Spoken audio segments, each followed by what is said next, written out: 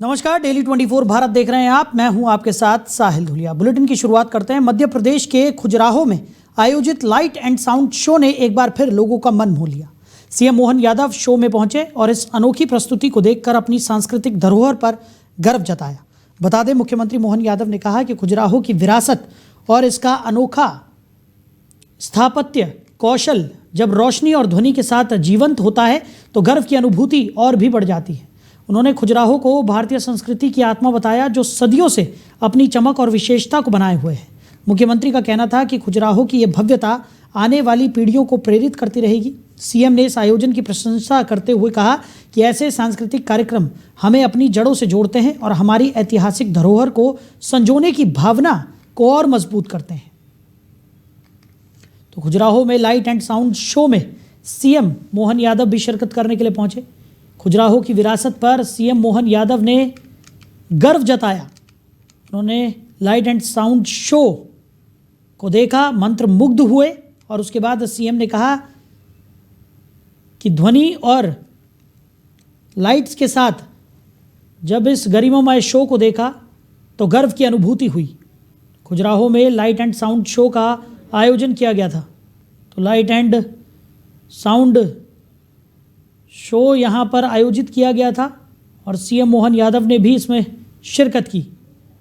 तो खजुराहो की विरासत पर सीएम मोहन यादव ने गर्व व्यक्त किया। उन्होंने कहा कि जब ध्वनि और लाइटिंग के साथ खजुराहो में ये लाइट एंड साउंड शो देखा तो गर्व की अनुभूति हुई और मध्य प्रदेश की विरासत को जागृत करने वाला ये शो अपने आप में बेहद खास है। बता दें कि खजुराहो में ये लाइट एंड साउंड शो का आयोजन हुआ, जिसमें सीएम मोहन यादव भी पहुंचे और इस खास कार्यक्रम को देखकर मंत्रमुग्ध सीएम मोहन यादव नजर आए। तो खजुराहो की विरासत पर सीएम मोहन यादव ने गर्व जताया। तो लाइट एंड साउंड शो से मंत्रमुग्ध सीएम मोहन यादव नजर आए।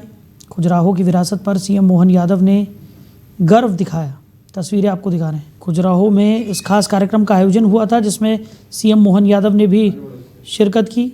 साउंड शो के माध्यम से मध्य प्रदेश की विरासत को दिखाने की जो कोशिश की गई थी, उसे देखकर सीएम भी मंत्रमुग्ध नजर आए। उधर भाजपा के किसान मोर्चा जिलाध्यक्ष बबलू यादव ने अपने साथियों के साथ मिलकर बाईपास रोड पर नगरपालिका की तरफ से बनाए गए शौचालय पर बाबर शौचालय के नाम के पोस्टर लगा दिए। उनका कहना था कि पश्चिम बंगाल में टीएमसी विधायक हुमायूं कबीर की तरफ से की गई बाबरी मस्जिद की नींव स्थापना के विरोध में उन्होंने ये कदम उठाया है। साथ ही उन्होंने आगे भी शौचालयों के नाम बाबर के नाम की तर्ज पर रखने की बात कही। तो पश्चिम बंगाल में मस्जिद की नींव स्थापना से नाराज कार्यकर्ता नजर आ रहे थे। तो आपको बता दें कि भाजपा किसान मोर्चा के जिलाध्यक्ष ने ये पोस्टर चस्पा किए, जहां उन्होंने शौचालय का नाम बाबर शौचालय का पोस्टर चस्पा कर दिया। तो पश्चिम बंगाल में बाबरी मस्जिद की नींव रखने से वो नाराज थे। उन्होंने और उनके साथियों ने मिलकर ये कदम उठाया। साथ ही साथ उन्होंने ये भी कहा कि आगे भी शौचालयों के नाम बाबर के नाम की तर्ज पर रखे जाएंगे। मध्य प्रदेश के अशोकनगर की घटना है, जहां पर शौचालयों पर बाबर शौचालय के पोस्टर चस्पा किए गए। खबर पर ज़्यादा जानकारी के साथ समीर अवस्थी, हमारे ब्यूरो चीफ मध्य प्रदेश से हमारे साथ जुड़ गए। समीर, क्या कुछ निकलकर सामने आ रहा है? पश्चिम बंगाल में बाबरी मस्जिद की जो नींव रखी गई, उसके बाद से अब जो आक्रोश है वो अशोकनगर में भी देखने को मिला, जहां पर शौचालयों के बाहर बाबर शौचालय के पोस्टर चस्पा कर दिए गए और बताया जा रहा है कि आने वाले समय में इसी तरह के और भी पोस्टर चस्पा किए जाएंगे। भाजपा किसान मोर्चा के जिला अध्यक्ष अपने साथियों के साथ ये कृत्य करते हुए नजर आए। देखिए, बिल्कुल पश्चिम बंगाल में जो बाबरी मस्जिद को लेकर बवाल फैला है, अब ये पूरे हिंदुस्तान में देखा जा रहा है। मध्य प्रदेश में भी इस प्रकार के मामले आए हैं, जहां पर भाजपा के नेता अशोकनगर में कई शौचालय में बाबरी शौचालय के नाम से इन्होंने पोस्टर चिपकाए हैं। पोस्टर लगाने के बाद उस पोस्टर को देखने के बाद जिले में कई जगह से इस प्रकार की खबरें हैं, कई शौचालय में लगा दिया गया है।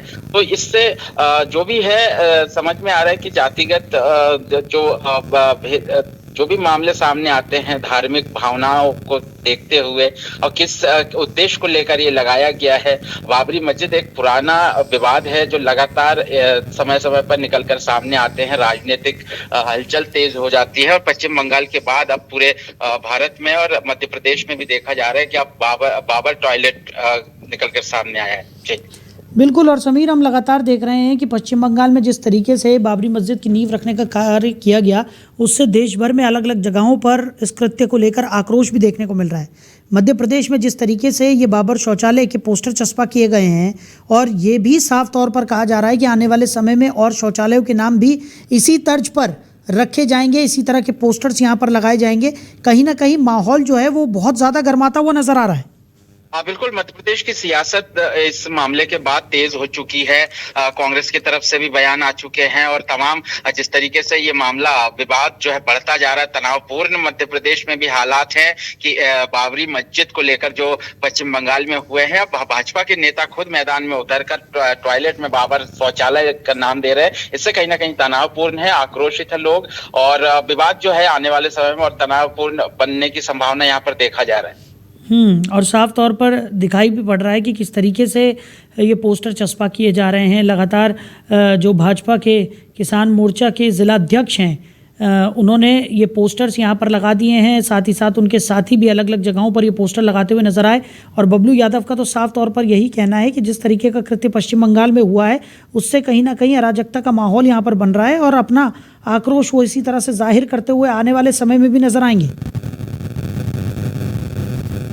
बिल्कुल बबलू यादव जिस तरीके से कह रहे हैं कि बाबरी मस्जिद को लेकर पश्चिम बंगाल में जो आक्रोशित है, तनावपूर्ण माहौल है, भारत में भी देखा जा रहा है, सभी जगह इसका आक्रोश देखा जा रहा है, मध्य प्रदेश में भी। और फिलहाल मध्य प्रदेश में कई शौचालय अशोकनगर में बाबर टॉयलेट के नाम से ये पोस्टर चिपकाए गए हैं। अब देखना होगा इस पर क्या कुछ प्रशासन की तरफ से प्रतिक्रियाएं आती है और मध्य प्रदेश सरकार की तरफ से तनावपूर्ण माहौल को किस तरीके से शांत किया जाएगा। चलिए समीर, हमारे साथ जुड़ने के लिए, इस तमाम जानकारी के लिए आपका बहुत शुक्रिया। तो पश्चिम बंगाल में मस्जिद की नींव स्थापना से नाराज ये बबलू यादव नजर आए। भाजपा किसान मोर्चा के जिला अध्यक्ष हैं बबलू यादव। अपने साथियों के साथ वो आक्रोश जाहिर करते हुए दिखाई दिए, जहां उन्होंने शौचालय के बाहर बाबर शौचालय के पोस्टर चस्पा कर दिए। साथ ही साथ उन्होंने ये भी कहा कि आने वाले समय में इसी तरह और इसी तर्ज पर शौचालयों के नाम वो रखते हुए नजर आएंगे।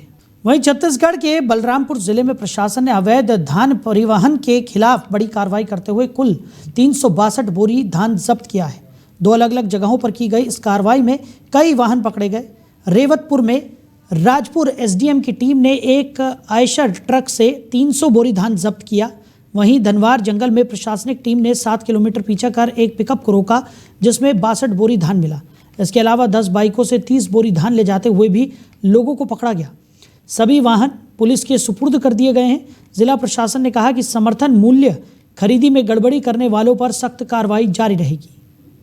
तो बलरामपुर में अवैध धान पर बड़ी कार्रवाई देखने को मिली है। अवैध धान की 362 बोरियां जब्त की गई।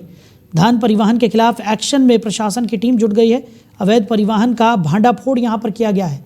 तो धनवार की बात करें, रेवतपुर में भी अवैध धान पकड़ कर प्रशासन की टीम ने जब्त किया है। तो बच्चों को देश का भविष्य कहा जाता है और केंद्र सरकार भी चाहती है कि हमारा भविष्य स्वस्थ और मजबूत हो। इसी सोच के तहत देश भर में कुपोषण मुक्त भारत अभियान चलाया जा रहा है, और इस कड़ी में धमतरी जिले में भी कुपोषण को जड़ से खत्म करने के लिए जिला प्रशासन लगातार प्रयास कर रहा है, जिसको लेकर कलेक्टर अविनाश मिश्रा के दिशा निर्देशन में कुपोषण मुक्त नगरी अभियान की शुरुआत की गई है। इस अभियान के तहत विकासखंड नगरी के सांकरा गांव में एक साथ 2000 बच्चों को स्वर्ण प्राशन कराया गया। अभियान का लक्ष्य है पूरी नगरी विकासखंड कुपोषण मुक्त हो सके। इसके लिए आयुष विभाग, महिला एवं बाल विकास विभाग और स्वास्थ्य विभाग मिलकर संयुक्त कार्य योजना बना रहे हैं। अभियान के दौरान नगरीय क्षेत्र के 1200 मध्यम कुपोषित और 200 गंभीर कुपोषित बच्चों का हर महीने 2 बार आयुर्वेद चिकित्सकों द्वारा स्वास्थ्य परीक्षण किया जाएगा। इन बच्चों को नियमित रूप से सवर्ण प्राशन भी दिया जाएगा और उनके स्वास्थ्य की विशेष देखरेख की जाएगी। आयुष विभाग ने अपने उच्च संस्थानों में बच्चों के लिए पंचक्रम उपचार की सुविधा भी उपलब्ध कराई है, ताकि गंभीर रूप से कुपोषित बच्चों को बेहतर स्वास्थ्य लाभ मिल सके। साथ ही विभाग ने स्पष्ट किया कि आयुष संस्थानों में कुपोषित एवं गरीबी रेखा से नीचे आने वाले सभी बच्चों को स्वर्ण प्राशन पूरी तरह से निःशुल्क दिया जाएगा। कलेक्टर महोदय श्री अविनाश मिश्रा सर के निर्देशन एवं मार्गदर्शन में विकासखंड नगरी को कुपोषण मुक्त करने के लिए ग्राम पंचायत सांकरा में आज 2000 बच्चों का स्वर्ण प्राशन संस्कार किया जा रहा है। स्वर्ण प्राशन आयुर्वेदिक दिव्य औषधि है जिसके उपयोग से बच्चों के कुपोषण दर में कमी आना, बच्चों के स्वास्थ्य में सुधार होना, उनकी रोग प्रतिरोधक क्षमता के में कमी होना, उनके बुद्धि का विकास होना, पाचन शक्ति का बढ़ना, बच्चों में वजन बढ़ना, ये सारी चीज़ें ना स्वर्ण प्राशन से होती हैं। आयुष विभाग के द्वारा हमारे धमतरी जिले में स्वर्ण प्राशन संस्कार का एक कार्यक्रम किया जा रहा है। इसके अंतर्गत विभिन्न औषधियों से निर्माण एक स्वर्ण प्राशन का निर्माण किया गया है जो बहुपयोगी है बच्चों के लिए और बच्चों को इससे बहुत ही लाभ मिलेंगे। उनके जो स्थिति है वो बहुत अच्छी रहेगी। उधर धमतरी में कुपोषण मुक्त अभियान लॉन्च किया गया। आपको बता दें कि इस अभियान के तहत लगातार कुपोषण मुक्त बनाने की प्रशासन की जो कवायद है वो देखने को मिल रही है। वहीं आगे बढ़ते हैं। मध्य प्रदेश की राजनीति में आज एक बड़ा विवाद खड़ा हो गया जब मंत्री प्रतिमा बागरी मीडिया के सवालों से बचते हुए कार्यक्रम स्थल से निकल गई। सवाल उनके भाई की गांजा तस्करी में गिरफ्तारी को लेकर था। खजुराहो के महाराजा कन्वेंशन सेंटर में आयोजित कार्यक्रम में उस समय हंगामे जैसी स्थिति बन गई जब राज्य मंत्री प्रतिमा बागरी पत्रकारों से सवाल सुनते ही असहज हो गई और वहां से निकल गई। पत्रकार मंत्री से उनके सगे भाई अनिल बागरी की गिरफ्तारी पर सवाल कर रहे थे। अनिल बागरी को सतना पुलिस ने 45 किलो गांजे के साथ पकड़ा है। इस मामले पर पूछे गए सवालों से मंत्री नाराज हो गई। फिर मीडिया से बहस करते हुए कहा कि फालतू की बातें क्यों करते हो, और अचानक जल्दी जल्दी कदम बढ़ाते हुए कार्यक्रम स्थल से निकल गई। पत्रकारों ने पीछे से सवाल पूछने की कोशिश की लेकिन मंत्री बिना जवाब दिए चली गई। बता दें कि इस मामले में प्रमुख रूप से 3 पक्ष शामिल हैं: मंत्री प्रतिमा बागरी, उनका भाई और आरोपी अनिल बागरी। सतना पुलिस बड़ी मात्रा में मादक पदार्थ जब्त कर चुकी है। ये पूरा घटनाक्रम खजुराहो के महाराजा कन्वेंशन सेंटर में मीडिया इंटरवेंशन के दौरान सामने आया तो मीडिया के सवाल पर मंत्री प्रतिमा बागरी भड़की हुई नजर आई। समीर अवस्थी हमारे ब्यूरो चीफ इस खबर पर ज़्यादा जानकारी के साथ जुड़ गए। समीर, क्या है ये पूरा मामला? मंत्री काफ़ी ज़्यादा नाराज़ मीडिया के सवालों से नजर आई और मंत्री प्रतिमा बागरी की बात करें तो फालतू के सवाल क्यों करते हो, इस तरीके की स्टेटमेंट देती हुई नजर आई हैं। देखिए, बिल्कुल ये बहुत बड़ा मामला है, संगीन मामला है। मध्य प्रदेश में राज्य मंत्री प्रतिमा बागरी छतरपुर के खजुराहो में जब मध्य प्रदेश सरकार का कैबिनेट बैठक आयोजित की गई, इस दौरान 8 दिसंबर को वो पहुंची थी। इस दौरान मीडिया के कर्मियों ने सवाल किया कि आपका भाई सतना में लगभग 46 किलो गांजा तस्करी करते हुए गिरफ्तार हुआ है, पुलिस ने गिरफ्तार किया है। मैडम, क्या आपके तरफ से कोई प्रतिक्रिया है? क्या जवाब देना चाहेंगी आप? इस दौरान मीडिया कर्मियों पर भड़कती हुई नजर आई राज्य मंत्री और कह रही हैं कि फालतू के बात क्यों करते हो, जबरदस्ती के सवाल क्यों कर रहे हो। लेकिन एक बड़ा यहाँ पर हंगामा पूरे एमपी में मचा हुआ है। कांग्रेस की तरफ से भी तीखा हमला बोला गया है कांग्रेस प्रदेश अध्यक्ष जीतू पटवारी के द्वारा कि मध्य प्रदेश सरकार में राज्य मंत्री का भाई अगर गांजा तस्करी में गिरफ्तार हो रहा है तो निश्चित तौर पर ही आखिर इस प्रकार के मामले आते हैं तो क्या कुछ एक्शन सरकार लेगी। यहाँ पर मैं बता दूं जो अनिल बागरी है प्रतिमा बागरी का भाई, वो सतना से गिरफ्तार हुआ 46 किलो गांजा तस्करी करते हुए। इससे पहले इस प्रकार की खबरें हैं उनके जीजा भी एक्सपायर हुए थे, गांजा तस्करी करते हुए गिरफ्तार हुए थे। मैं बता दूं इस मामले में जब मीडिया कर्मी लगातार सवाल कर रहे थे तो वो सिरे से नकार रही है। कल एक बार फिर प्रतिमा बागरी से बातचीत की गई कि आखिर आपका भाई गांजा तस्करी में गिरफ्तार हुआ है, क्या कुछ कहना है, तो वो कैमरे से बचती हुई नजर आ रही हैं और यहाँ तक कि अपने भाई मानते हुए भी वो इनकार कर रही है कि कोई भी रिश्तेदार बनके करेगा तो पहले जस्टिफाई करना पड़ेगा आपको उसके बाद। लेकिन इस प्रकार के दावे हैं कि प्रतिमा बागरी का ही वो भाई है अनिल बागरी। बिल्कुल, और जिस तरीके से समीर लगातार हम देख रहे हैं कि प्रतिमा बागरी इस पूरे मामले में बैकफुट पर नजर आ रही हैं। एक तरफ उनका आक्रोश भी झलक रहा है तो दूसरी तरफ वो अपने भाई को अपने से अलग भी बताती हुई यहाँ पर नजर आई हैं। जिस तरीके से लगातार विपक्षी दलों की तरफ से उन पर प्रहार किया जा रहा है इस पूरे मामले में, तो वो कहीं ना कहीं बचती हुई दिखाई पड़ रही है इस पूरे मामले में। देखिए, बिल्कुल लगातार मीडिया कर्मी सवाल कर रहे हैं कि आपका भाई सतना से गिरफ्तार हुआ है, इस पर क्या कहना है। वो कुछ भी जवाब नहीं देना चाह रही है, उल्टा मीडिया कर्मियों पर ही भड़कती हुई नजर आ रही है। और एक तरफ जब जवाब उनसे मांगा गया तो वो कह रही हैं वो मेरा भाई नहीं है, पहले ये पता लगा लीजिए कि क्या है, कौन है, इसके बाद ही खबर दिखाया जाए। लेकिन ये दावा ये है कि प्रतिमा बागरी के द्वारा रक्षाबंधन में अनिल बागरी को राखी भी बांधा गया था। तो ये सोशल मीडिया पर इस प्रकार की कुछ तस्वीरें भी वायरल की खबरें हैं, लेकिन वो अपना भाई मानने से सीधे से नकार रही है। चलिए समीर, हमारे साथ जुड़ने के लिए, इस तमाम जानकारी के लिए आपका बहुत शुक्रिया। तो मंत्री मीडिया के सवालों से बचती हुई यहाँ पर नजर आ रही हैं। कार्यक्रम छोड़कर मंत्री प्रतिमा बागरी निकल गई, मीडिया के सवाल पर भड़कती हुई वो नजर आई।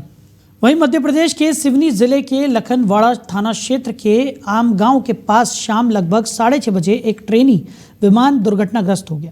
विमान 33 kV हाई वोल्टेज बिजली लाइन से टकराया और ज़मीन पर गिर गया। हादसे में पायलट अजीत एंथनी और अशोक छावा घायल हो गए। बिजली लाइन क्षतिग्रस्त होने के कारण लगभग 80-90 गाँव में बिजली गुल हो गई। विमान रेडबर्ड एविएशन कंपनी का था और यह आबादी से दूर दुर्घटनाग्रस्त हुआ। बताया गया कि विमान हवाई पट्टी से उड़ान भरने के बाद उतर रहा था और इसी दौरान बिजली लाइन से टकरा गया। घटना के समय तेज धमाके और चिंगारियों की आवाज़ सुनाई दी। ग्रामीणों ने चेतावनी दी कि अगर यह हादसा आबादी वाले क्षेत्र में होता तो गंभीर खतरा पैदा हो सकता था। इस घटना पर सिवनी संभाग के विद्युत अधिकारी सुभाष राय ने बताया कि कर्मचारी बिजली लाइनों की मरम्मत में जुट गए हैं और जल्द बिजली आपूर्ति बहाल कर दी जाएगी। स्थानीय अधिकारियों के अनुसार विमान के इंजन में पावर की कमी के कारण प्रशिक्षु विमान नीचे आ रहा था और एयर कंट्रोलर ने प्रशिक्षक के निर्देशन में इसे खेत में सुरक्षित लैंडिंग कराने के लिए कहा था। इसी दौरान विमान बिजली लाइनों से टकरा गया। गौरतलब है कि इस साल मई में भी रनवे पर इस कंपनी के 2 ट्रेनी विमान दुर्घटनाग्रस्त हो चुके हैं, जिसके बाद कुछ महीने तक प्रशिक्षु उड़ानों पर रोक लगी थी। वहीं छत्तीसगढ़ के बलरामपुर जिले के कुसमी थाना क्षेत्र के अंतर्गत आने वाले गुटराडी गांव में अंधविश्वास के चलते एक दिल दहला देने वाली हत्या की घटना सामने आई है। यहाँ एक पड़ोसी महिला ने दूसरी महिला की टांगी से हमला कर हत्या कर दी। इस वारदात का मुख्य कारण जादू टोना बताया जा रहा है। हत्या को अंजाम देने वाली आरोपी महिला अपनी पड़ोसी पर जादू टोना करने का शक करती थी। दरअसल अंधविश्वास के कारण हुई इस खौफनाक वारदात ने इलाके को दहला कर रख दिया है। जानकारी के अनुसार आरोपी महिला अपने 4 बच्चों की लगातार मौत से बेहद मानसिक तनाव में थी और उसे यह भ्रम हो गया था कि उसकी पड़ोसन जादू टोना करती है। इस गलतफहमी और अंधविश्वास के कारण उसने योजना बनाकर पड़ोसी महिला पर हमला कर दिया। घटना की जानकारी मिलते ही स्थानीय पुलिस टीम तुरंत गुटराडी पहुंची और शव को कब्जे में ले लिया। पुलिस ने तेजी से कार्रवाई करते हुए हत्या की आरोपी महिला को गिरफ्तार भी कर लिया। दिनांक 7 दिसंबर 2025 को थाना कुसमी को सूचना प्राप्त हुआ था कि ग्राम गुटराडी में चंद्रकली नगीसिया नाम की एक महिला को उसी की पड़ोसी महिला ने टांगी से वार कर हत्या कर दिया है, जिस पर तत्काल धारा 103(1) BNS में अपराध पंजीबद्ध कर आरोपी महिला की पता तलाश की जा रही थी। जो दिनांक 8 दिसंबर 2025 को आरोपी महिला को पुलिस अभिरक्षा में लेकर उससे पूछताछ किया गया, जिसमें आरोपी महिला ने बताया कि दिनांक 3 दिसंबर 2025 को उसके एक 10 वर्षीय पुत्र की किसी बीमारी से मृत्यु हो गई थी, जिसमें आरोपी महिला को शंका थी कि मृतका चंद्रकली नगीसिया ने ही उसके बेटे पर कोई जादू टोना किया है। इसी शंका में उसने उसकी टांगी से वार कर हत्या कर दी है। आरोपियों द्वारा अपना अपराध स्वीकार करने पर उसको दिनांक 8 दिसंबर 2025 को गिरफ्तार कर न्यायिक रिमांड पर जेल दाखिल किया गया। उधर बिहड़ वनांचल क्षेत्र कांटों में हाथियों का आतंक देखने को मिला। बीती रात हाथियों ने 3 घरों को तोड़ दिया। हाथियों से अपनी जान बचाने के लिए ग्रामीणों को गांव खाली करना पड़ा। हाथियों ने घर में रखा राशन, सरसों की फसल, धान सब बर्बाद कर दिया, जिससे रहवासी ग्रामीणों के सामने बड़ा संकट खड़ा हो गया। बता दें कि पिछले कई दिनों से 11 हाथियों का ये दल देवगढ़ वन परिक्षेत्र के बिहड़ वनांचलों के क्षेत्रों में घूम रहा है। हालांकि कोई जनहानि नहीं है, मगर ग्रामीणों के सामने बड़ा आर्थिक संकट खड़ा हो गया है। वहीं वन विभाग की टीम मौके पर स्थिति का जायजा लेने के लिए पहुंची। उधर राजधानी भोपाल में मंगलवार को नगरीय विकास एवं आवास राज्य मंत्री प्रतिमा बागरी के 74 बंगले स्थित शासकीय आवास पर राजनीतिक हलचल उस समय तेज हो गई जब युवा कांग्रेस और NSUI के कार्यकर्ता अचानक अंदर घुस गए। प्रदर्शनकारियों ने आवास के बाहर लगी नेम प्लेट पर कालिक पोतते हुए जमकर नारेबाजी भी की और मंत्री प्रतिमा बागरी के तत्काल इस्तीफे की मांग उठाई। विरोध की सूचना मिलने के बावजूद पुलिस शुरुआती समय में सक्रिय नजर नहीं आई, जिसका फायदा उठाकर कार्यकर्ता बंगले तक पहुंचने में सफल रहे। जानकारी के अनुसार कुछ ही देर में स्थिति बिगड़ती देख अतिरिक्त पुलिस बल वहां पहुंचा और कार्यकर्ताओं को मंत्री आवास से बाहर निकालकर स्थिति को नियंत्रित किया। कांग्रेस का यह आक्रोश राज्य मंत्री प्रतिमा बागरी के भाई अनिल बागरी की मादक पदार्थ तस्करी के मामले में गिरफ्तारी के बाद सामने आया है। सतना जिले की रामपुर बघेलान पुलिस ने सोमवार को अनिल बागरी और उसके साथी पंकज सिंह को गिरफ्तार किया था, जिसके पास से 45 से 46 किलोग्राम गांजा बरामद हुआ था। जिला अध्यक्ष अमित खत्री के नेतृत्व में हुए इस प्रदर्शन में सैकड़ों युवा कांग्रेस और एनएसयूआई के कार्यकर्ता शामिल रहे। कार्यकर्ताओं ने आरोप लगाया कि मध्य प्रदेश में नशे का कारोबार तेजी से फल फूल रहा है और इसमें भाजपा नेताओं की संलिप्तता है। उन्होंने प्रतिमा बागरी को नशे के कारोबारियों का संरक्षक बताते हुए उन्हें मंत्रिमंडल से बर्खास्त करने की मांग की। प्रदर्शनकारियों ने चेतावनी दी कि कार्रवाई न होने पर वो मुख्यमंत्री आवास का घेराव करेंगे। दूसरी ओर मंत्री प्रतिमा बागरी ने अपने भाई अनिल बागरी से खुद को अलग बताते हुए कहा कि सरकार और कानून अपना काम कर रहे हैं और जो भी गलत करेगा उसे दंड मिलेगा। छतरपुर जिले के महाराजा कन्वेंशन सेंटर में आयोजित कैबिनेट मीटिंग के बाद मीडिया से बातचीत करते हुए उन्होंने कहा कि कई बार मीडिया बिना पुष्टि के रिश्तेदारों को जोड़ देता है, इसलिए पहले तथ्यों की जांच आवश्यक है। उधर टीकमगढ़ जिले में खाद्य वितरण संकट ने किसानों की परेशानियों को बढ़ा दिया है। पलेरा खाद्य केंद्र पर किसान सुबह 4 बजे से ही जमीन पर कागज बिछाकर नंबर बनाते दिखे ताकि किसी तरह खाद मिल सके। टोकन व्यवस्था बंद होने के बाद तहसीलदार कुलदीप सिंह ने कागज आधारित वितरण शुरू किया, लेकिन लगातार बढ़ती भीड़ ने स्थिति को और भी गंभीर बना दिया। सोमवार को लगभग 400 किसानों को खाद मिली, जबकि मंगलवार को ये संख्या 700 से अधिक हो गई। तहसीलदार, पटवारी, आरआई और पुलिस बल सुबह से ही व्यवस्था संभालते दिखे, लेकिन किसानों की मुश्किलें कम नहीं हुई। 3 दिन में चौथी बार किसानों ने सड़क जाम कर दी। ग्रामीणों का आरोप है कि प्रशासन उनकी सुन नहीं रहा और राहत नहीं दे रहा। कई दिनों से किसान खाद के लिए भटक रहे हैं। लंबी लाइनें, लंबे इंतजार और जिम्मेदार अधिकारियों पर लापरवाही के आरोप जोर पकड़ते जा रहा है। पूरा क्षेत्र खाद्य संकट की वजह से तनावग्रस्त है। किसान कह रहे हैं कि फसल का समय निकल रहा है और खाद न मिलने से पूरा कृषि सीजन प्रभावित होने का खतरा है। वहीं टीकमगढ़ जिले के बलदेवगढ़ सामुदायिक स्वास्थ्य केंद्र से एक चौंकाने वाला मामला सामने आया है। बताया गया है कि कॉलेज छात्र अनिल अहिरवार के लिए एक फर्जी मेडिकल सर्टिफिकेट तैयार किया गया, जिसे कॉलेज में जमा कराया गया। चौंकाने वाली बात यह है कि इस सर्टिफिकेट में जिस डॉक्टर का नाम दर्ज है उसकी मृत्यु 2024 में हो चुकी है। मामला मीडिया में सामने आने के बाद बीएमओ रामायणी सिंह परिहार ने कहा है कि ये पूरी तरह से गलत है। उन्होंने बताया कि जांच टीम का गठन किया गया है और जांच पूरी होने के बाद वैधानिक कार्रवाई भी जरूर की जाएगी। हमें तो इस बारे में कोई जानकारी नहीं थी, आपके द्वारा हमें बताया गया। अभी पता चल रहा है कि ऐसा कुछ हुआ है। हम इसके लिए एक टीम बनाएंगे और इसका पूरी जांच करवा के आपको इस बारे में बता सकते हैं। ये हमारे सामने पहला प्रकरण आया है। ऐसा कोई मेडिकल हमारे सामने नहीं आया कि जो फर्जी बनाया गया हो, क्योंकि डॉक्टर रजत तिवारी सर की तो बहुत पहले डेथ हो चुकी है। हाँ, हम ऐसे मेडिकल्स कभी नहीं बनते जब पेशेंट बीमार है। वहीं सागर जिले में सड़क पर तेज रफ्तार ने 4 युवाओं की जान ले ली। ये दर्दनाक हादसा सागर कानपुर नेशनल हाईवे छानबिला थाना क्षेत्र के रूरावन गांव के पास हुआ। मिली जानकारी के अनुसार एक बाइक पर 3 युवक और दूसरी बाइक पर 2 युवक सवार थे। दोनों बाइकें तेज रफ्तार में आमने सामने टकरा गई। टक्कर इतनी जोरदार थी कि बाइकों के परखच्चे उड़ गए और सवार युवक गंभीर रूप से घायल हो गए। 3 युवकों की मौके पर ही मौत हो गई। चौथे को अस्पताल ले जाया गया, जहाँ डॉक्टरों ने उसे मृत घोषित कर दिया। 5वें युवक की हालत गंभीर है। बीला थाना प्रभारी ब्रजेश कुमार के अनुसार मृतकों में गौरव की पहचान हुई है। 2 अन्य युवक ग्राम खटोरा खुर्द के और चौथे युवक की पहचान बहेरिया थाना क्षेत्र के किसी गांव के रूप में की जा रही है।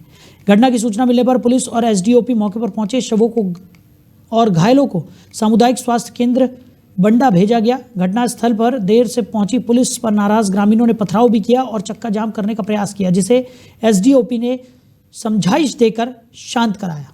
वहीं मध्य प्रदेश के जबलपुर में आधारताल क्षेत्र से एक गंभीर मामला सामने आया है। शिकायतकर्ता सत्यनारायण शर्मा ने पुलिस को बताया कि उनका बेटा नीलम शर्मा, जो नीट की तैयारी कर रहा है और सेंट जेवियर स्कूल में पढ़ता है, अचानक चर्च जाने लगा और उसका व्यवहार बदल गया। पिता का आरोप है कि शिक्षिका पलक सिंह और 2 फादर के संपर्क में आने के बाद उसके बेटे पर ईसाई धर्म अपनाने का प्रभाव पड़ा।